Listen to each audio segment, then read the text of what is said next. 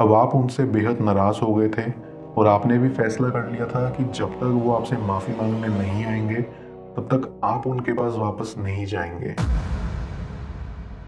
Viewer, आप अपने person को विजुलाइज करिए और मैं आपके और आपके पर्सन के लिए कार्ड स्प्रेड करता हूँ।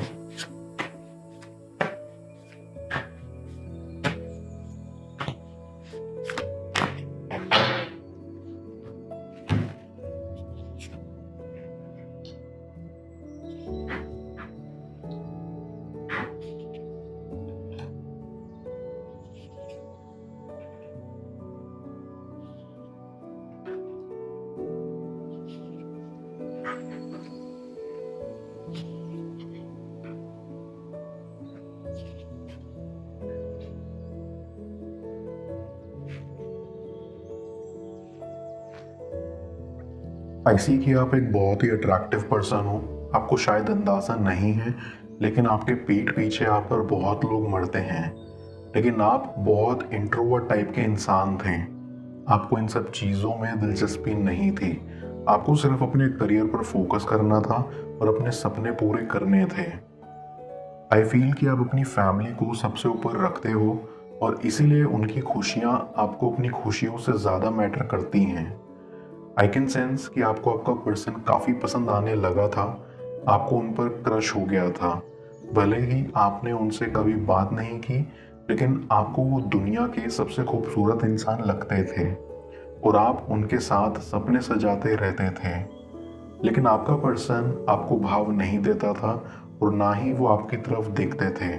ये सोचकर आपको काफ़ी बुरा लगता था और आप अपने ऊपर डाउट करने लगते थे कि आप में ऐसी क्या कमी रह गई जो वो आपको पसंद नहीं कर रहे या आप में कोई दिलचस्पी नहीं रखना चाहते। आई गेट अ वाइब कि वैसे तो आपको कभी इन चीज़ों में कोई इंटरेस्ट नहीं था, लेकिन अपने पर्सन को देखने के बाद आप में एक अलग ही चमक उठी और आपका मन हुआ कि आप उनके साथ एक बॉन्डिंग बना सकें और इसीलिए आपने उनको सोशल मीडिया प्लेटफॉर्म्स पर रिक्वेस्ट भेज दी। बट आई फील उसके कुछ टाइम बाद आप उदास रहने लगे। आपको लगने लगा कि वो आपको शायद पसंद नहीं करते। आई फील कि आपने एक बार नहीं बल्कि कई बार उनसे बात करने की शुरुआत की, लेकिन हर वक्त आपको नाकामी हासिल होती रही। इस कनेक्शन में बहुत एफर्ट्स डालने के बाद आपने ये ठान लिया था कि आप दोबारा अपने पर्सन की ओर मुड़कर कभी नहीं देखेंगे और ना ही अब किसी भी तरह की शुरुआत करेंगे। एक तो आप पहले से इंट्रोवर्ट थे, ऊपर से इन सब चीज़ों में दिलचस्पी नहीं थी और जब दिलचस्पी हुई भी तो वो कामयाब नहीं रही। ये सोच के आपका दिल और टूट जाता था, लेकिन शायद यूनिवर्स को इस कनेक्शन में कुछ और ही मंजूर था। बिकॉज जैसे ही आपने ये फैसला लिया था कि आप वापस अपने पर्सन की ओर मुड़ के नहीं देखेंगे, तभी आपके पर्सन ने आपसे बात करने की शुरुआत की। आपको काफ़ी अच्छा भी लगा और आपकी सारी नाराज़गी भी दूर चली गई। आप उनमें इतने मगन हो गए थे कि आपको अपनी वैल्यू नहीं पता चल रही थी। आप अपनी कदर खो रहे थे, लेकिन आपको इस चीज़ का एहसास नहीं हो रहा था। आपको तो बस इस चीज़ की खुशी थी कि आपके पर्सन ने आपसे बात करना शुरू कर दिया था।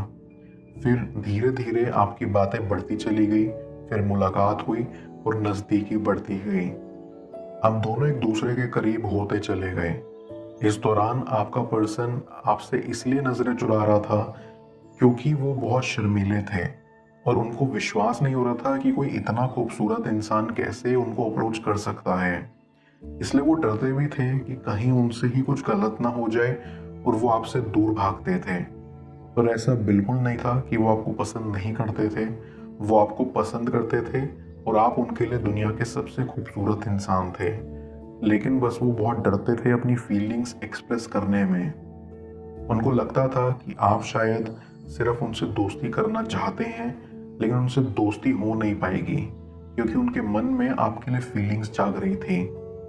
लेकिन फिर अचानक उन्हें बहुत बुरा लगा कि वो ऐसा बर्ताव कर रहे हैं आपके साथ। उन्होंने सोचा कि अब उनकी बारी है आपसे बात करने की और इसीलिए उन्होंने आपसे बात करना शुरू किया और अपनी फीलिंग्स एक्सप्रेस करी, जिसको सुनकर आपका मन काफ़ी खिल उठा और आप बेहद उत्सुक हो गए। आई फील आपने काफ़ी लंबे समय तक एक दूसरे को डेट किया और एक दूसरे के साथ रहे। कहीं ना कहीं आपके फैमिली इश्यूज भी थे क्योंकि आप दोनों को ये विश्वास था कि आपके परिवार वाले इस रिश्ते को लेकर कभी हामी नहीं भरेंगे। या तो आप अलग अलग बैकग्राउंड से आते थे इसलिए, या आप अलग अलग धर्म से बिलोंग करते थे इसीलिए। लेकिन प्यार तो अंधा होता है और वो ऊंच नीच धर्म जात नहीं देखता। यही सोच के आपने कभी परिवार वालों की इतनी टेंशन नहीं ली। लेकिन जैसे जैसे आप आगे बढ़ते चले गए, वैसे वैसे आप शादी का भी अपने दिमाग में ज़्यादा सोचने लगे, और फिर आप दोनों को डर लगने लगा कि कहीं आपकी शादी कहीं और ही ना होके रह जाए। मैं कार्ड्स को क्लैरिफाई करता हूँ, तब तक आप प्रॉपर एनर्जी एक्सचेंज के लिए इस रीडिंग को लाइक कर दें, और पर्सनल रीडिंग के लिए आप मुझे ऊपर दिख रहे व्हाट्सएप नंबर पर अप्रोच कर सकते हैं।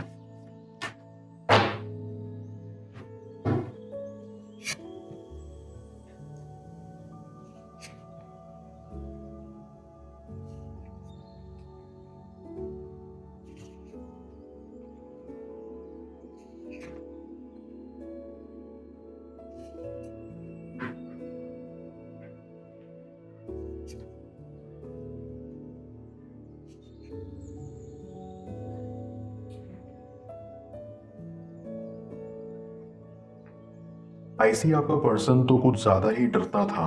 उनको ऐसा लगा कि उन्हें अपने परिवार वालों की बात सुननी चाहिए, उनकी रिस्पेक्ट करनी चाहिए, और अगर वो इस रिश्ते को कबूल नहीं करेंगे तो उन्हें ये रिश्ता ख़त्म कर देना चाहिए। आई फील ये सब सोचकर ही उन्होंने आपसे रिश्ता ख़त्म कर दिया, लेकिन उनका मन ऐसा करने को नहीं था, क्योंकि उनकी खुशी तो आप में ही थी। ये कहा जा सकता है कि आपका कनेक्शन खराब इसीलिए हुआ क्योंकि उसमें परिवार वालों की मंजूरी नामंजूरी का इशू आ गया था। आप काफ़ी टूट चुके थे ये सुनकर। आपको विश्वास ही नहीं हो रहा था कि आपका पर्सन, जिसको आप इतना समझदार समझते थे, उन्होंने आपके साथ ऐसा किया। उनको अपने परिवार वालों को समझाना चाहिए था, लेकिन उन्होंने तो आपको ही छोड़ दिया। अब आप उनसे बेहद नाराज़ हो गए थे, और आपने भी फैसला कर लिया था कि जब तक वो आपसे माफ़ी मांगने नहीं आएंगे, तब तक आप उनके पास वापस नहीं जाएंगे। क्योंकि आप काफ़ी खुले विचारों वाले थे, आपको यकीन था कि अगर आप अपने परिवार वालों को समझाएंगे तो वो मान जाएंगे। लेकिन वो तभी संभव हो पाएगा जब आपका पर्सन भी आपका साथ देगा। लेकिन उन्होंने तो आपको बीच रास्ते में ही आके छोड़ दिया। आई कैन सेंस कि आपके पर्सन को ऐसा आपके साथ करके कोई खुशी नहीं मिल रही, बल्कि दुखी मिल रहा है। वो जब से आपसे जुड़े हुए हैं परेशानी है। उनको अब ये एहसास होता है कि वो इतने पढ़े लिखे होने के बावजूद भी नासमझ हैं। उनको आपके साथ खड़ा होना चाहिए था, आपके साथ मिलकर एक स्ट्रॉन्ग टीम बनानी चाहिए थी, लेकिन उन्होंने डर के मारे आपका साथ ही छोड़ दिया, जिनका उन्हें अब बहुत पछतावा है, और वो चाहते हैं कि वो आपके पास दोबारा आ सकें। उन्होंने सोचा था कि वो आपके बिना रह सकते हैं, वो अपने परिवार के लिए अपने प्यार की कुर्बानी दे सकते हैं, लेकिन उनको भी ये मुश्किल सा होता हुआ दिख रहा है। उनको ये आभास हो गया है कि वो अपने प्यार की कुर्बानी नहीं दे सकते, वो आपके बिना नहीं रह सकते। जीवन में जो सुख मिलता था उन्हें, वो सिर्फ आपके साथ रहने से मिलता था, और जब आप उनकी ज़िंदगी में नहीं हो तो उनको बहुत खालीपन और बेचैनी महसूस होती है। कहाँ उन्होंने आपके साथ शादी के सपने सजाए थे, लेकिन वो सब उन्होंने डर के खुद ही ख़त्म कर दिए। उन्होंने कभी हिम्मत ही नहीं करी कि आपके लिए अपने परिवार वालों से बात कर सकें, या आपके घर आकर आपके परिवार वालों से आपका हाथ मांग सकें। आई फील कि शुरुआत में तो आप दोनों के परिवार वाले आपके अगेंस्ट हो सकते हैं, लेकिन जब वो ये देखना शुरू करेंगे कि आप दोनों एक दूसरे से कितना प्यार करते हैं, या आप दोनों एक दूसरे की खुशी के लिए कितना ज़रूरी हैं, तब उनको अपनी गलती महसूस होने लगेगी, और अपनी सोच पर उन्हें शर्मिंदगी महसूस होगी। आईसी कि अब वो खुद चाहते हैं कि वो खुद आगे से आएं और इस कनेक्शन को सपोर्ट करें, ताकि आप दोनों के सर से ये टेंशन हट सके कि परिवार वालों को सपोर्ट नहीं है। और ये आप दोनों के लिए भी एक बहुत अच्छा मौका है अपने कनेक्शन को सुधारने का। आई कैन सेंस कि आपका पर्सन अब आपसे माफ़ी मांगने आएगा कि उनको आपको यूं छोड़ना नहीं चाहिए था। वो आपको इस मामले में सरप्राइज भी दे सकते हैं अपनी फैमिली से बात कर, लेकिन उनको अपनी गलती का एहसास है कि उन्हें समझदारी से काम लेना चाहिए था, और इस तरह बचकानी हरकतें नहीं करनी चाहिए थी। आईसी इसको सुधारने के लिए वो प्लानिंग कर रहे हैं, जहां पर वो आपसे दूसरा मौका लेने की गुजारिश करेंगे।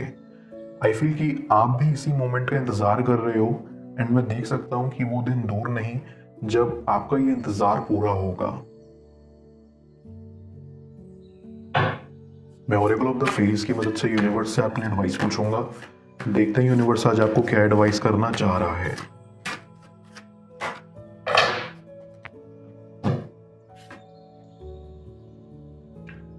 इंस्पिरेशन, ये फेरी आपको रेडी रहने के लिए बोल रही है, क्योंकि आपको अपनी लाइफ के स्टेज पर यूनिवर्स से इंस्पिरेशन मिलने वाली है। इंस्पिरेशन ये एक ऐसी चीज़ है जो कभी फेड अवे नहीं होती और हमेशा आपको आगे बढ़ाती रहती है। आने वाले कुछ टाइम में यूनिवर्स आपके दिमाग में एक आइडिया प्लांट करने वाला है, जिसकी तरफ आपको रिसेप्टिव रहना है। आपको बस अपना यही इंटेंशन रखना है, इस आइडिया से मिलने वाली इंस्पिरेशन आप में फ्लो हो रही हो।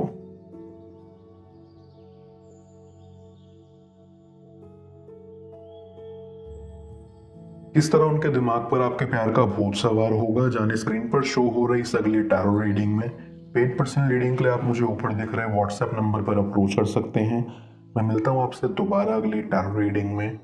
Till then, bless you.